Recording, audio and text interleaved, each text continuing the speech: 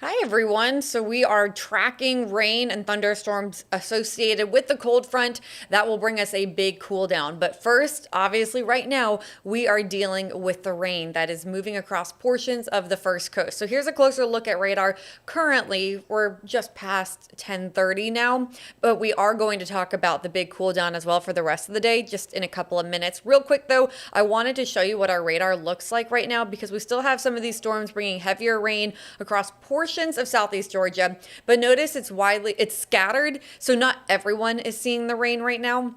Also keeping a close eye, of course, on northeast Florida where that line of heavier rain working its way across I-10 now, so not the best driving conditions on the interstate.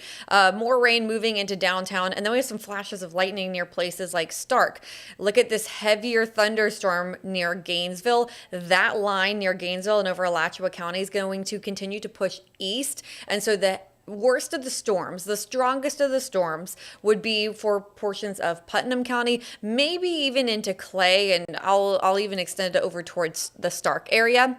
But that's where the worst of the storms are going to be in the next hour. And we have a low severe weather threat. It's not zero, but it is low. Then, of course, behind those storms, we are watching for the cool down. Temperatures right now sitting near 70 degrees. You can see how there's a bit of a difference across the first coast where we've had more sunshine. Places like St. Augustine, you're in the 70s, other spots still holding on to the upper 60s. Look over towards Tallahassee. They are in the 50s. That is the cooler air moving on in. So it is pushing in. Easier to see here with our 24-hour temperature change graphic because of the colors and the contour of the colors. That deep blue, that is much cooler air that is pushing east and will move in here soon. So right now it's a little breezy out there. We have winds over 10 miles an hour. Notice that for parts of our area, they're coming out of the south. When you see the wind shift to come out of the north and the northwest, that's the front, that's the cooler air that's moving in. So right now we have the warmer air over a good portion of the first coast, but soon you'll start to see this wind direction change all across the first coast as the cooler air does dive in. So today is a weather impact alert day for the rain that we're seeing right now, but also for the big cool down on the way. We're talking a nearly 40-degree temperature drop between now and Thursday morning, by dawn Thursday morning. So yes, if you're about to step out the door, you do need an umbrella, but if you're gone for a while, don't forget your warm coat either. You will need it later on this afternoon and this evening. So the timeline we're talking right now, we're still in the morning hours. We're dealing with the rain and storms. Then later on this afternoon and this evening, it's going to get gustier, drier air moving in, which is colder air, and those temperatures are going to drop. And then by Thursday morning, lows will be in the 30s. With the brisk breeze, though, that could make some wind chills in inland spots feel like the upper 20s. And Thursday afternoon, we will have lots of sunshine, but it's going to stay chilly in the 50s. So here's a look at the next 12 hours. Notice that right now, we're really near our high temperature for the day. After we pass the lunch hour, temperatures rapidly drop. We will be falling through the 60s quickly, and we could be in the 50s by around 3 p.m. Of course, this is a faster temperature drop for those of you in places like Waycross across southeast Georgia. But then for those of you in St. Augustine and other southeastern areas of the first coast, it's going to be a slower drop. So this is, generally speaking, I picked the Jacksonville airport just to give you an idea.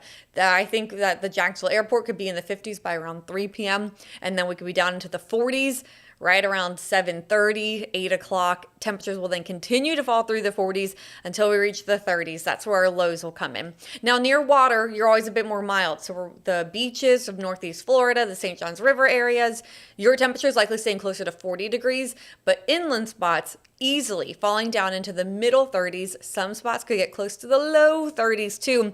So frost is possible overnight tonight. This is a frost advisory that the NWS, National Weather Service, has issued from 3 to 8 a.m. Thursday morning. Remember that frost could harm your plants. So here we are again, just another frost advisory. So after the sun goes down, you'll want to cover up your plants, have them prepared for the cooler air that is on the way. After that cold start tomorrow in the 30s, we are not going to warm up much Thursday afternoon. Highs will stay in the 50s. It will be a chilly day. You'll have to bundle up. If you like the cold weather, make sure to soak it up on Thursday, because we are going to start that warming trend again already on Friday when high temperatures are back in the 60s. And if you like the warm weather, don't fear. You can get through Thursday. I believe in you. Hold on till the weekend. Temperatures will be right back in the 70s. And normally this time of year, our highs are in the upper 60s. So we are still on this roller coaster ride where we've had warmer than normal temperatures. We will be colder than normal on Thursday, and then we're slowly going to warm right back to warmer than normal temperatures. As for our morning lows, of course, worrying about frost or freezes, I think our biggest concern will be tomorrow morning, Thursday morning, and then these temperatures warm back up for our morning lows as well into the 50s over the weekend. As for rain chances, of course, right now we are dealing with the most amount of rain. Over the weekend, we could potentially see some coastal showers blowing onshore. Rain chances overall on the lower end, but don't be surprised if you see a few raindrops, especially Saturday, perhaps into Sunday. But again, those rain chances staying low for the most part, except for right now.